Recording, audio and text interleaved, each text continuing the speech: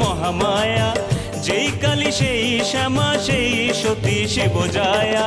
বলো মন কালী কালী রাখো মন শ্যামা মায়ে, ভজ মন কালী কালী মজ মন রাঙা পায়ে।